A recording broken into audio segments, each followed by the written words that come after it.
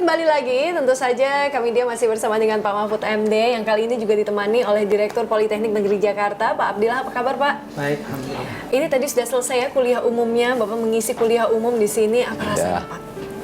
Ya biasa sih kuliah umum, sudah biasa saya, tetapi ini agak khusus karena ini namanya kuliah umum yang sifatnya akademik, tetapi ada halal bihalalnya yang sifatnya agamis gitu.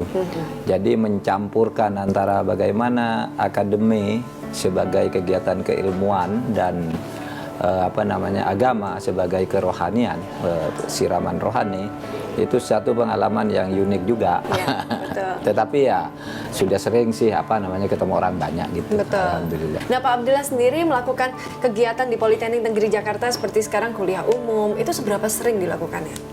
Untuk kuliah umum sebenarnya sangat sering.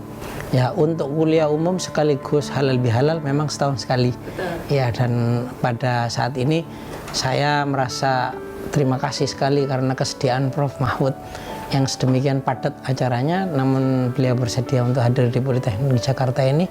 Saya kira ini kali pertama Prof. Mahfud mengisi kuliah umum dan sekaligus halal bihalal. Antusiasnya sendiri, Mas? Luar biasa, di luar dugaan kami, karena memang kami mungkin memperkirakan sekitar 300-an, rupanya yang hadir 500 lebih menurut panitia tadi. Jadi saya pikir wah ini di atas sukses itu.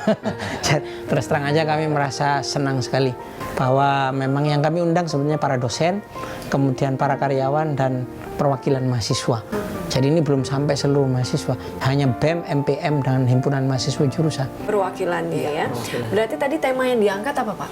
Kalau tadi sih silaturahim dalam rangka meningkatkan prestasi kerja, itu kan bagus juga. Silaturahim itu dikaitkan dengan bagaimana orang bekerja itu agar bisa produktif, efektif dan sebagainya.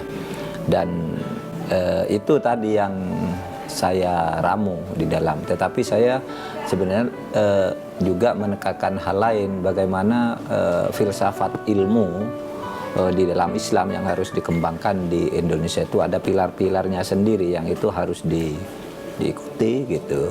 Filosofi itu harus jalan karena kalau enggak nanti akan menciptakan generasi yang salah arah. Bahkan kadang-kadang yang diajar juga para senior-senior ya, Pak ya? Oh iya Bapak ya? Iya banyak dulu yang tadinya dosen saya itu kemudian menjadi mahasiswa saya. Misalnya itu Pak Busromo Kodas ya, dulu ketua KPK, itu dulu S1-nya dosen saya, tapi S3-nya saya yang jadi promotor dia. Jadi biasa di dunia akademik. Gak ada canggung tapi Pak ya? Enggak, gitu ya, itu seperti kawan saja kan, sudah biasa. Dan Pak Mahfud ini juga concern sekali ya dalam hal-hal yang berbau kritisi di Indonesia. Concern juga masalah korupsi yang ada di Indonesia. Betul. Menurut Bapak, bagaimana Pak caranya untuk bisa menghilangkan korupsi itu sendiri? Sebenarnya sih kalau cara itu didiskusikan dan diseminarkan sudah banyak. Iya. Cara yang bisa ditempuh. Tetapi kan sebenarnya sekarang itu tinggal pada leadership sebenarnya sih. Kalau konsep-konsepan sudah ada. Tapi kadang-kala begini, orang memberantas korupsi susah karena dia disandera juga. Disandera oleh orang-orang luar yang pernah punya jasa politik, jasa ekonomi dan sebagainya. Itu ya bupatinya banyak yang begitu, gubernurnya begitu, penegak hukumnya begitu dan lain-lain begitu. Sehingga jadi kalau sudah menyentuh orang tertentu nggak bisa dia. Sehingga saya katakan apa sih kunci utama, kita harus merupakan perubahan di dalam rekrutmen kepemimpinan politik di berbagai tingkat, pusat sampai ke daerah-daerah. Bagaimana agar orang terpilih secara bersih, bukan dimodali oleh cukong. Kan banyak cukong tuh, maaf, cukong tuh bukan etnis ya. Cukong itu artinya pemilik uang. Itu cukong artinya. Kadang-kala kalau bicara cukong lalu dikaitkan etnis tertentu, padahal Arab juga banyak cukongnya, orang Indonesia banyak cukongnya gitu.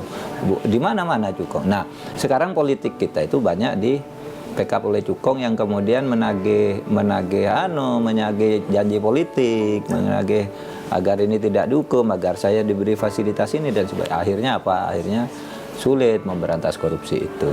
Oke, nanti kita lanjutkan lagi ya perbincangan ini. Untuk itu Boleh. jangan kemana-mana nih pemirsa Dewit. Kami dia masih akan kembali lagi masih bersama dengan Pak Mahfud MD. Bapak terima kasih atas waktu ya Pak.